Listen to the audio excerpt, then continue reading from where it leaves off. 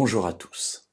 Nous avons vu hier que l'apôtre Paul nous propose de changer d'attitude, de changer d'état d'esprit et de nous considérer comme étant déjà ressuscités avec Jésus. Et donc d'avoir les regards dirigés vers le haut et également nos pensées. Dans la lettre qu'il écrit aux Colossiens, au chapitre 3 et au versets 3 et 4, nous voyons aujourd'hui la suite de notre récit. Car, alors vous voyez, au départ, au verset 1, il a dit, si donc vous êtes ressuscité avec Christ, recherchez les choses d'en haut. Car, voilà la raison qui fait que cela est possible. Car vous êtes morts, et votre vie est cachée avec le Christ en Dieu.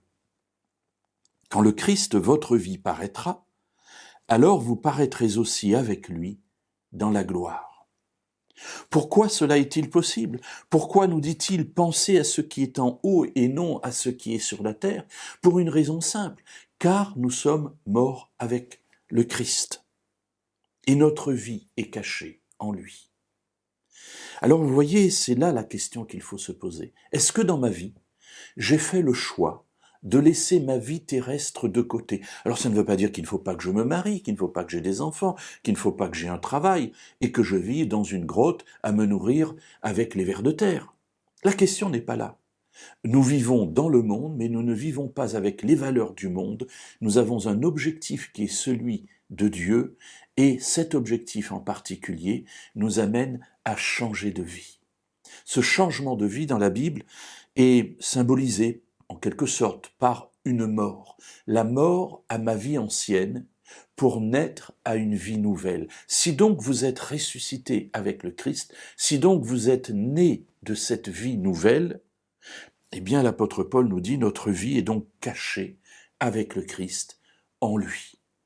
Et ce que les personnes qui nous verront vivre verront, ce n'est pas notre vie ancienne, mais c'est notre vie nouvelle, notre vie avec Jésus le Messie.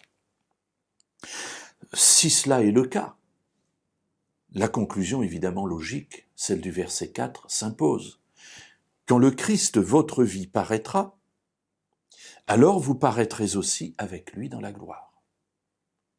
Si dans notre vie présente nous vivons comme cela a été prévu par Dieu, c'est-à-dire avec les valeurs du royaume, et si nous sommes déjà dans la pensée vers le haut, c'est-à-dire vers l'endroit où Jésus est assis à la droite du Père, alors quand le Messie paraîtra, quand Jésus paraîtra,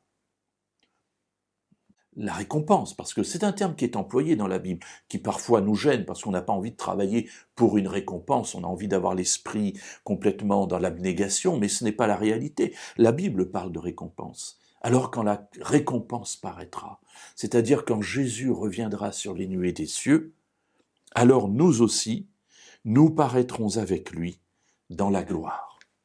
Mes amis, encourageons-nous avec de belles paroles comme celle-ci. Encourageons-nous dans les moments parfois difficiles de notre vie. Regardons en haut, acceptons ce changement de vie et ces nouvelles pensées qui nous attirent non vers le bas, mais vers le haut.